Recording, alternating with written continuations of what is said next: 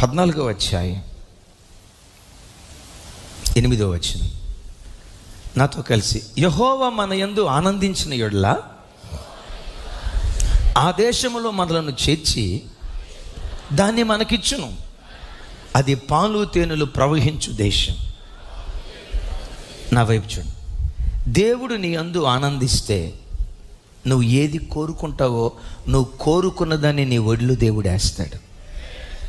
ఏది కోరుకుంటావో, నా పిల్లల విషయంలో ఈ సహాయం చేసి పెట్టు అయ్యా, నా ఉద్యోగ విషయంలో నాకు ఈ సహాయం చేసి పెట్టు అయ్యా, నా కుమార్తె వివాహ విషయంలో ఈ సహాయం చేసి పెట్టు అయ్యా, నా ఇంట్లో ఈ సమస్య చేత కొట్టుమిట్టాడుతున్నాను, ఈ సమస్యను పరిష్కరించు అయ్యా అని ఏ లోయ నిమిత్తం నువ్వు దేవుని సన్నిధిలో ప్రార్థిస్తావో, నీ కుటుంబంలో కుటుంబ ప్రార్థన జరుగుతూ ఉంటే ఆ ప్రార్థన ద్వారా నీ ఇంటిలో ఉన్న లోయలన్నీ దేవుడు పూడుస్తాడు. ఎందుకో తెలుసా?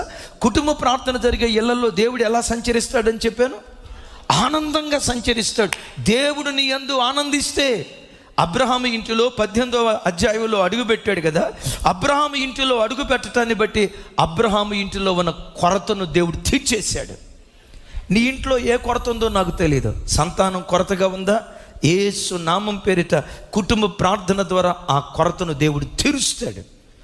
భార్యాభర్తల మధ్యలో సమాధానం కొరతగా ఉందా? ఎప్పుడు కీచులాట, ఎప్పుడు గొడవ, ఎప్పుడు వివాదాలతో కుటుంబం ఉందా?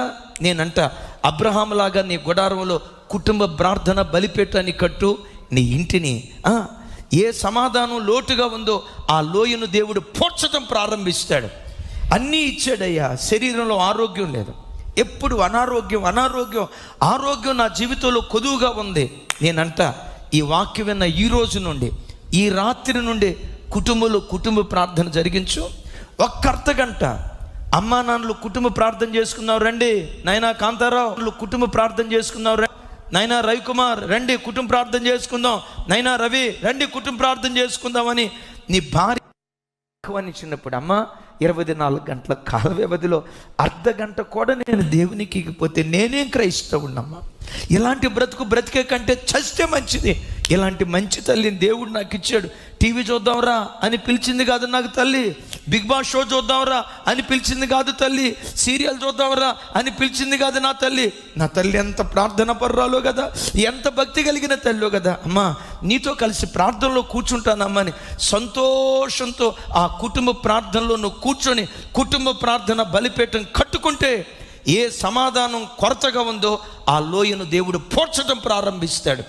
ఎంత కష్టపడి సంపాదించిన, చూడండి, ఎంత కష్టపడి సంపాదించిన కష్టాతీతమంతా సిలి సంచిలో వేసుకున్న డబ్బులాగా వడ్డీలకు, మందులకు, మాకులకు కష్టాతీతమంతా అన్యాక్రాంతం అయిపోతే, అయ్యా బ్రతుకంతా చాచే బ్రతుకయ్యా, బ్రతుకంతా చాచే బ్రతుకుగానే ఉంది.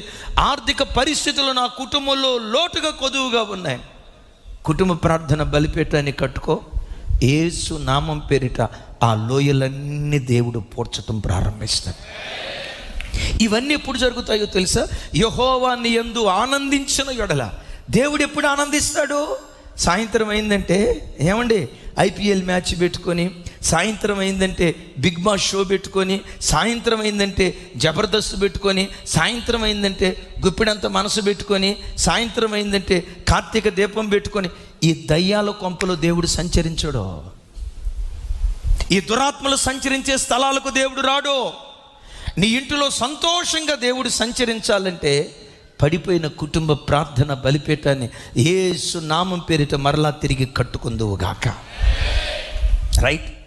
ఒకటి ఆత్మీయ వాతావరణం అబ్రహాము ఇంటిలో, లౌకిక వాతావరణం లోతు ఇంటిలో. 2 ఆనందంతో కూడిన దేవుని రాక అబ్రహాము ఇంటిలో, బలవంతపు రాక లోతు ఇంటిలో. నీ ఇంటికి దేవుడు ఆనందంగా రావాలా, బలవంతంగా రావాలా? ఆనందంగా